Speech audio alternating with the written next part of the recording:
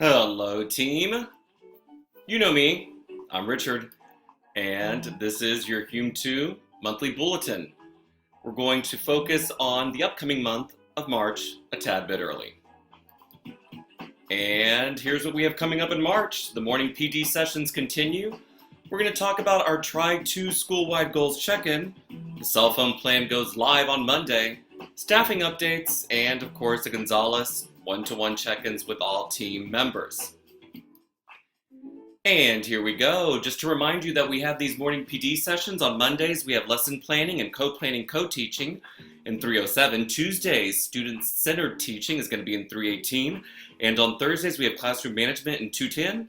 We also have coffee with the principal in 213B. So come and join us all through T2 and T3 for our morning PD sessions.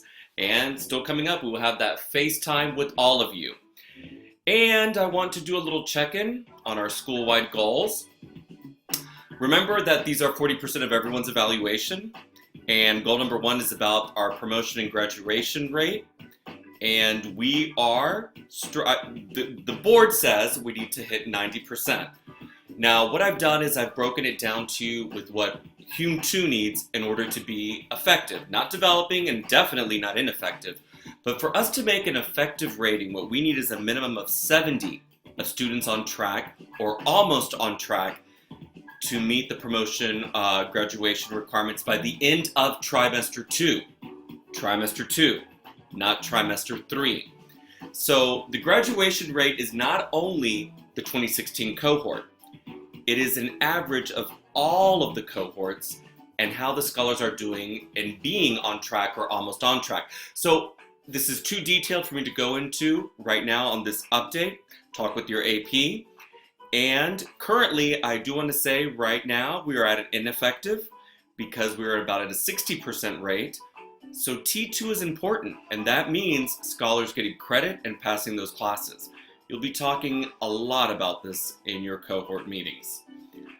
Our second goal, which is about assessment and recording of writing. Remember that at New Visions, all of the scholars will have at least 9 pieces of writing, and a minimum of 70% of the students have been assessed in gradebook or on 6 pieces of writing by the end of, again, trimester 2.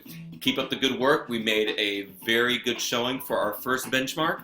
Currently, we are effective, so make sure that you have these marked in your gradebook appropriately. And goal 3 is about attendance, and this is something we really need to focus on, folks, because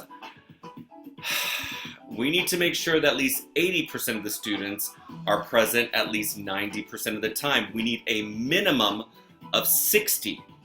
Well, right now, we are at 45, and I'm telling everyone that attendance needs a shock and awe approach for the remainder of the school year. Folks, I mean, we are going to take attendance like a bull by its horns. And that means effectively taking our attendance every class period, following up with the scholars that are late more than 2 times, call their homes. And if you suspect a class cut, do a cross-reference check, alert the counselor, and call home. Currently, this is barely developing.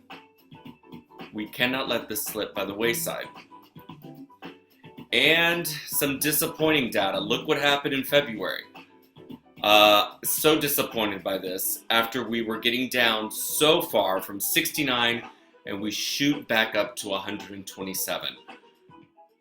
We have got to make it very clear to our scholars and their families that this is not acceptable. Remember, this is everyone's rating, 40%.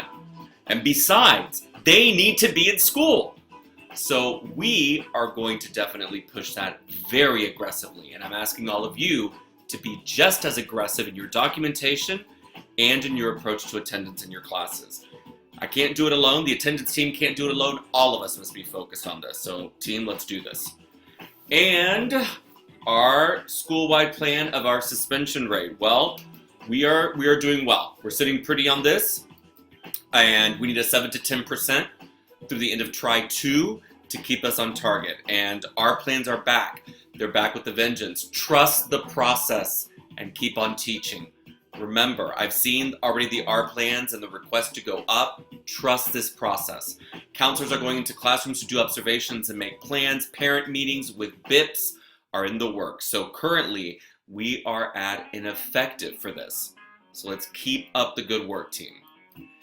And as we move on, hopefully, cell phone collection, we go live February 22nd. So continue of using the protocol of the form. However, I want you to also call the main office to dispatch a dean or an AP if a scholar has a cell phone. All right? So I am hoping, all fingers crossed, that we are going to see at least a 50 to 60, if not higher, rate of cell phones just disappearing with the new process of the collection. They're going to try to sneak them in, folks. We already know that. We're alerting school safety for some certain tips, things to look for that might tip off a student trying to smuggle a phone in. But we know they're going to try, and we know that some are going to be successful. So we need to be vigilant about it.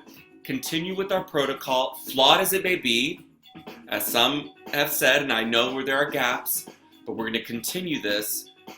And moving forward, the only difference is also call the main office so that we can dispatch someone there quickly. And a staffing update, girls' earth science position will be covered by T. Winter. We are not rushing right now to find a last-minute replacement. We think that this is the most appropriate approach, being that Tara was her co-teacher. She'll be taking over those sections, and then we will have a sub to fill in those gaps.